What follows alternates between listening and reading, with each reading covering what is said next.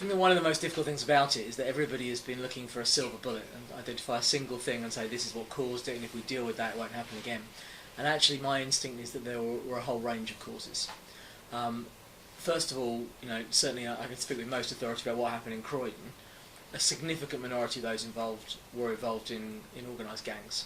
So clearly it wasn't spontaneous entirely, there was a degree of planning there. So I think gang culture is one of the issues behind it.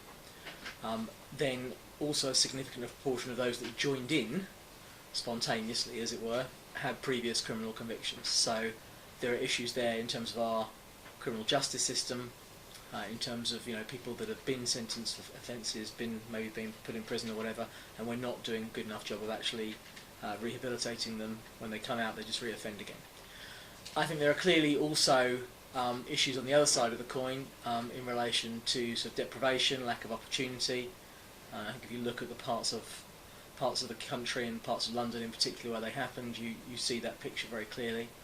I think that there's definitely something about the wider sort of culture of materialism in our society. One of the conversations that stands out for me nearly a year later was with the manager of House of Fraser, which is one of the stores in Croydon that was looted, and their menswear floor was looted.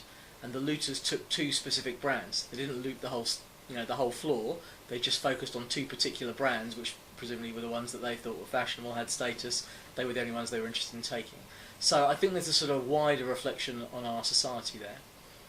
I think it's very important to stress that it wasn't just young people involved, but clearly there were some relatively young people there, and I think there is an issue about relations between young people and the police, particularly young black men and the police, and how stop and search operates and all of those things. So there's a whole suite of issues there, and one of the things that I found slightly distressing about the whole thing was some people on my side of the political spectrum just picked on things they already cared about and said, oh, that's what it is, and some people on the left said, oh, no, it's this, and actually I think probably the truth is bits of all of those things.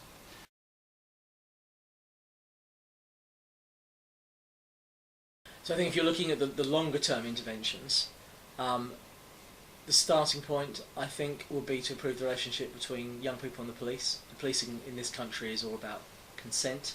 You go to America, you see policing by superior force, but here it's all about people believing that their local police officers are past their community and are on their side. I think if you talk to young people, they often don't believe that about the police here, so that's got to be addressed. The issue of proper punishment when people do cross the line, sending a clear message that actually you're going to get seriously punished, so there's got to be some kind of deterrent there. Clearly we need to do something about gang culture, as I said earlier. I think organised gangs were a minority of those involved, but they were the organised bit of it that were planning it, and everything else was sort of spontaneous on the day.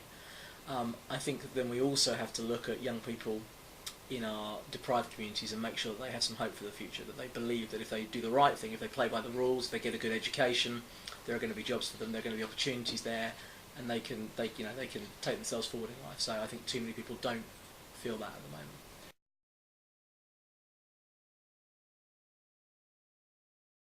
the moment. I think if you're a Conservative, the starting point can't be it's all down to the government. It's a pretty depressing society if we all think the only people who can do anything about it are the government.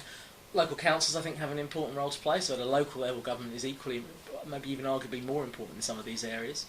But then also local communities can play a huge role as well. And if you're looking, for example, in particular at the gang culture issue, the evidence from the United States was a sort of threefold approach. One of which was about the government being tough, so the police essentially arresting people they know to be gang members for anything they can catch them at, even if it's just the tyres on being bald on your car or whatever. But the second element is offering people hope and actually saying, well, look, if you want to get out of this lifestyle, here are the opportunities that are available to you. But the third avenue was actually mobilising the local community against the gang in their midst and actually trying to turn them against the gang, essentially. So I think it's definitely not just all about government, and there's a huge contribution that the voluntary sector made, and I see that as an MP. But I would guess since the riots in Croydon, I've had 50 or 60 people come to me with ideas they have for groups they'd like to set up to try and address some of these issues in Croydon. So there's a huge enthusiasm out there, and in a way the difficult thing for government is how to coordinate all these little things that are going on and make sure that they're working in harness, essentially.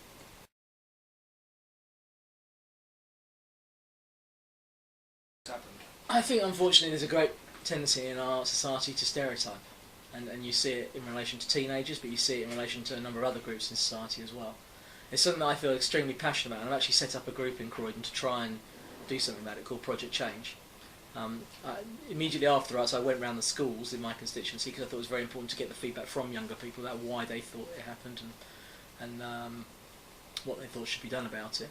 And they were very angry with the way this whole sort of feral teenagers agenda in the media, the way it had been portrayed. So we've now recruited nearly 300 teenagers in Croydon who are doing community work once a month with a view to actually getting media coverage for what they're doing and trying to show older people that actually the vast majority of young people in Croydon aren't like the stereotype at all. They're decent, law-abiding kids, they've got talent, they've got ability, they're the future of the town. So turning that round, I think, is very important, because there is definitely, in our society, I think there is this sort of generational divide, and it's very important that we unpick that.